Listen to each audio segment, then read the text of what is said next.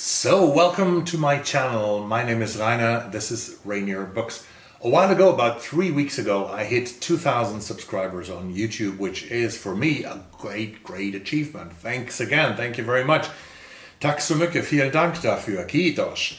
And I know that some people have 3.5 million subscribers, but they are in different genres. And so I'm at 2,000, and that's really good. I started the channel 5 years ago. And I actually, when I announced the 2,000 subscribers, I also announced a Q&A, a question and answers. And there came a few questions, and I will answer them in this video today. So let's take a look at the questions in order of appearance, I think so.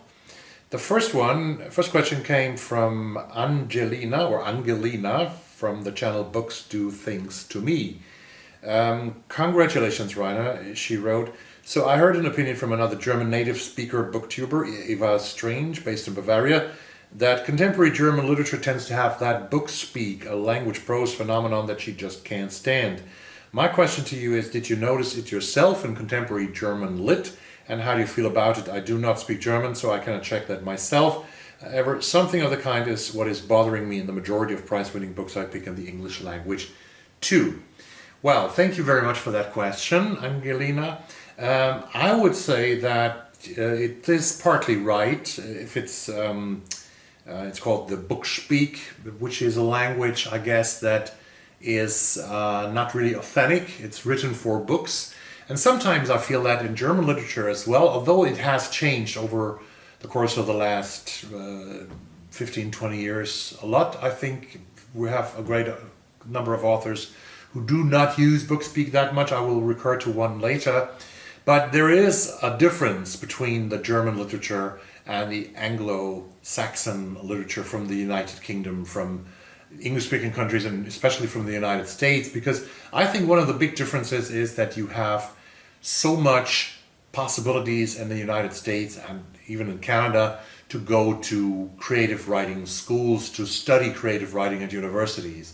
In Germany, we have the very famous Literaturhaus Leipzig, the Literature House in Leipzig. I think they recruit every year a bunch of 12 young writers from Germany, and they live together. They get several creative writing classes, and they are sort of in that creative writing school. But we don't have creative writing schools in every state in Germany. Like in America, there's so many, and one of the most famous ones is the one in Iowa, where a lot of writers came from.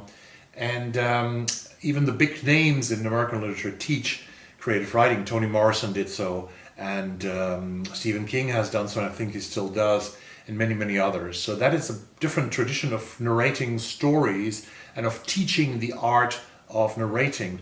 In Germany, we have very often we have a very intellectual tradition in literature. We had Goethe and Schiller and already in the 18th century, and onwards there have always been this very intellectual approach to literature, whereas in American literature, when I compare this, there's a much more approach of narrating, of telling a story, of creating characters and make them believable characters.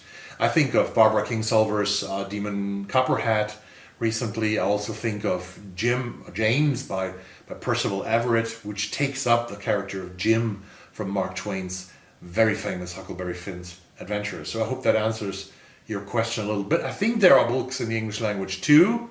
Sometimes in the Booker Prize loves these kind of books that have the book speak, but I'm not very much touched by them. I talked about Audition by Katie Kitamura here on my channel recently, and I think this is, for example, a book that is very well written, but I lack the complete lack of authenticity, of sort of the real life aspect that I love about literature, because I'm living a real life as you do and everybody else does.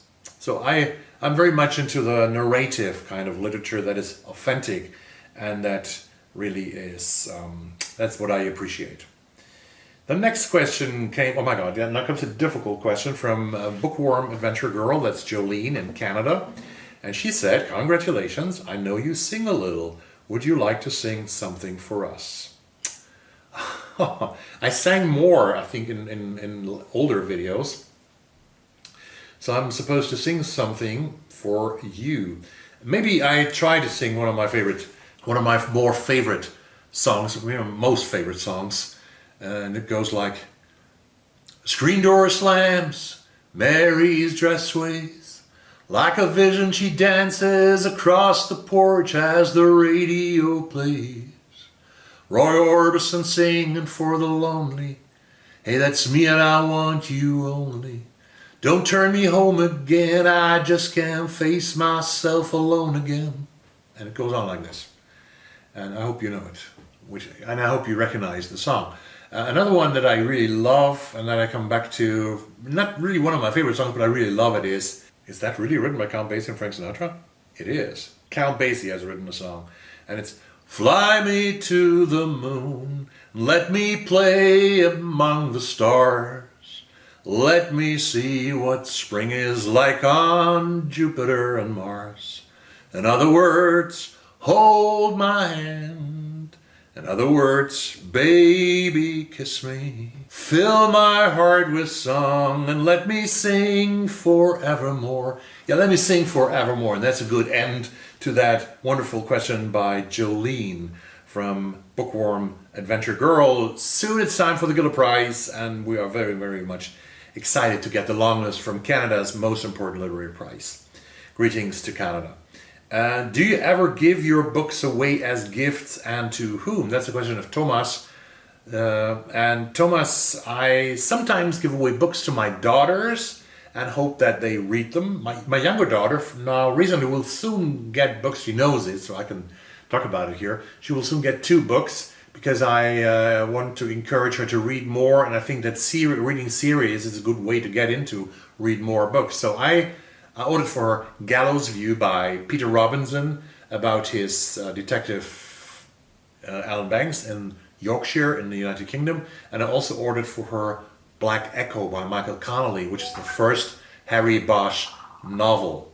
So these 2, and because if she gets hooked on these 2 series and an author, she will have to read like 20 at least in each series.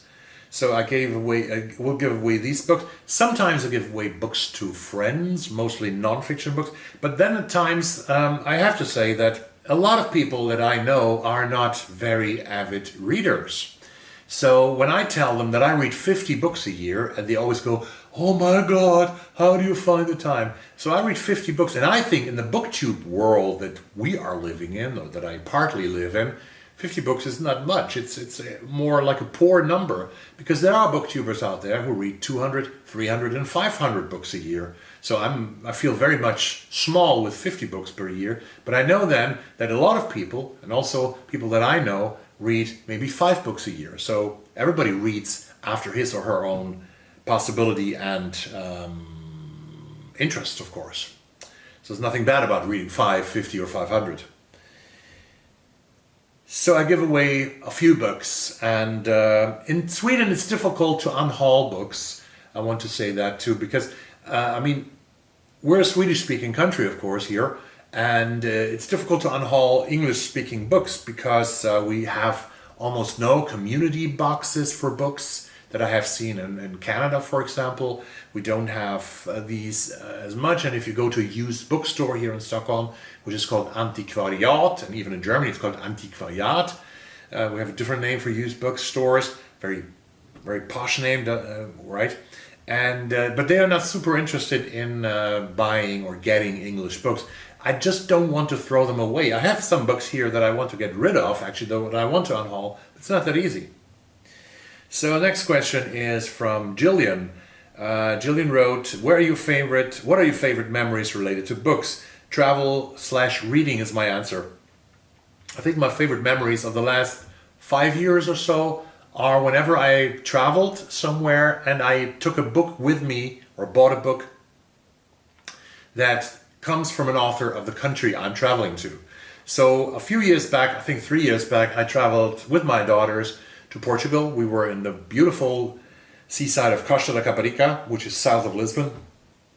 We love this place.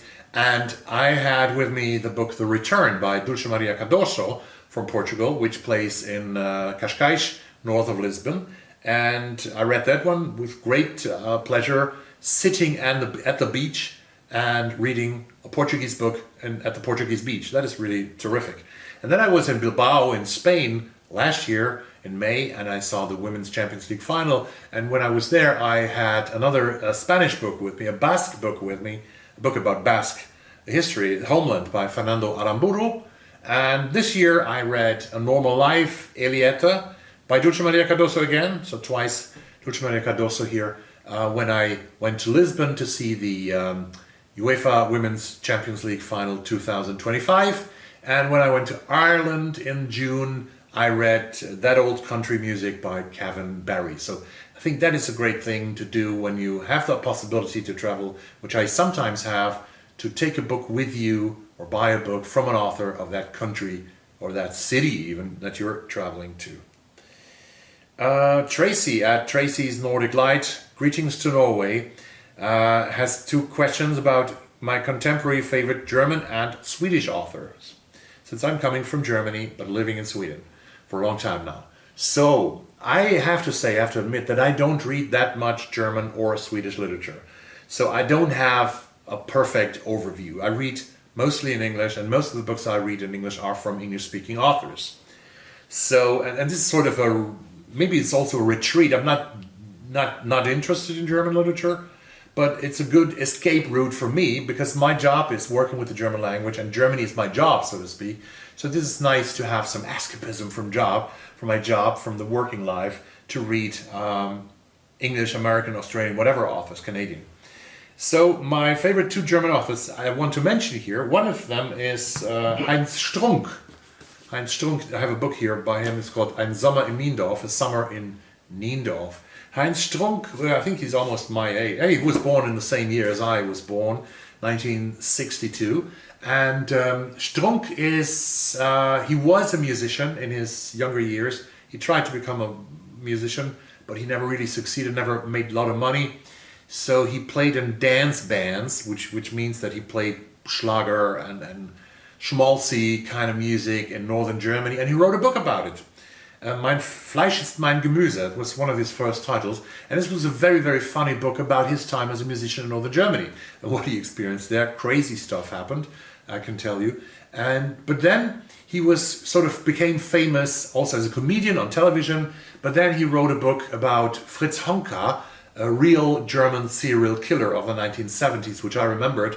We were all, as children, scared of Fritz Honka. He killed and dismembered prostitutes in Hamburg and St. Pauli. He was a very poor guy, actually, but a very bad guy and a very strange guy, very weird guy.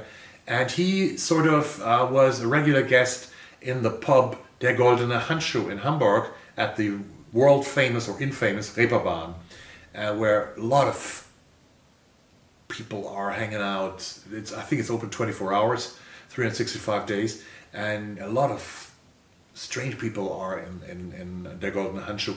And Strunk wrote a novel about Fritz Honka, about the serial killer, and about this pub, Der Goldene Handschuh, which was extremely strong. I think Strunk's technique is very often, and he talked about that, he's writing, if he writes a book like Ein Sommer in Niendorf, which has 240 pages approximately, he writes like 400 pages maybe, and then he sort of takes away a lot, until only the necessary stuff is left over, with a surgeon precision, as we say in German, with a surgeon's precision he crafts his book. This book is about a man named Roth, who is going to a resort in northern Germany at the coast. It's called Niendorf, and he wants to write a book about his family, but then he meets weird people, as always in Strunk's book, and he does crazy things. He starts drinking a lot of alcohol, hangs out with crazy people, and this is much about it. And this is Strunk's work, and I really, really like it. Der momentan anregendste Erzähler der deutschen Gegenwartsliteratur, says Der Spiegel Online, Spiegel, one of the most important German news magazines here, and it says currently the most impressive narrator of the German contemporary literature, Heinz Strunk, who's unfortunately not translated into English. So any English publisher who listens to this, look at Heinz Strunk and see if you want to translate him into English and publish him. The second author I want to mention, he's published in English with, I think, at least one, his very first title called Russen Disco. It's called Russian Disco in English. The English translation is Vladimir Kaminer. He's a guy also of my decade, born in the 1960s. He came to Germany as a young man, 25 years old, I think, in 1990-91, from Moscow in Russia, where a lot of people tried to flee Moscow and Russia because inflation was high and there were no opportunities. And Vladimir Kaminer, because he has Jewish heritage, came to Berlin. And he writes a lot of books. He has written a lot of books now, very humorous books.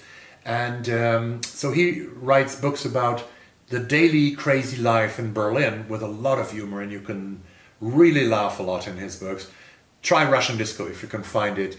And he was very often compared to David Sedaris from the United States. I don't know if that's true. You have to find out yourself. So this is Germany. And when I talk about Sweden, Swedish authors that I like, I would say, again, an author, I like my birth year actually, an author that was born in 1962. There's an author called Susanna Alakoski. She's a Swedish-Finnish author. She has now written, I think, 5 or 6 novels at least, and a couple of non-fiction books. She started out with Svinalengona in the early 2000s.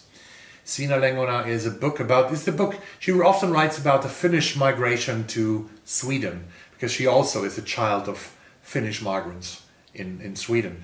And the Finnish migrants who came to Sweden in the 60s, they were very often stigmatized, they were very often ridiculed, they were very often bullied by Swedish kids and by a lot of Swedes. Not all Swedes, of course, because people are different. There are nice people as well, and there are bad people. And they were very often stigmatized and treated badly, lots of prejudices against them. And Alakoski writes about that in Svinalengona, about a girl growing up in a very dire, poor situation in the 1960s. It's a great book. She also has written about a trilogy where one of the books is called London Flickan, the girl from London, or the London girl, about another Finnish family coming from Vasa in Finland to Sweden to find their luck there in the 60s, because Finland was comparably poor, much poorer than Sweden in the 1960s. Now they are pretty much even in welfare, and Finland has done great work to get at the same level. So this is Susanna Alakoski, and another author that I want to mention here, one of the authors that have really shaped my, that really adored, is Nicolas Lunaba, and he is actually translated into English. He hasn't written fiction yet, but I think he would be very capable of writing fiction if he wants to. Nicolas Lunaba has written 2 books. One of them is translated into English. It's also a bestseller. It has been translated into German, into Spanish, and many other languages. This is called Will You Care If I Die?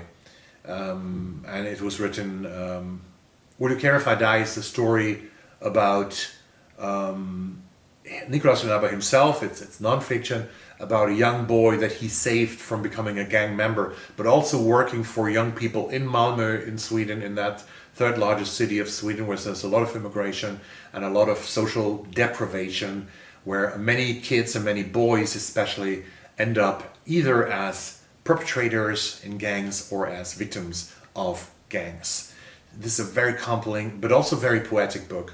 And Nicolas has written a second book which is called Diary from the 20s, about living in the 2020s and living as a writer and the man he is. Very beautiful book, so I would highly recommend you to read Will You Care If I Die by Nicolas Lunaba.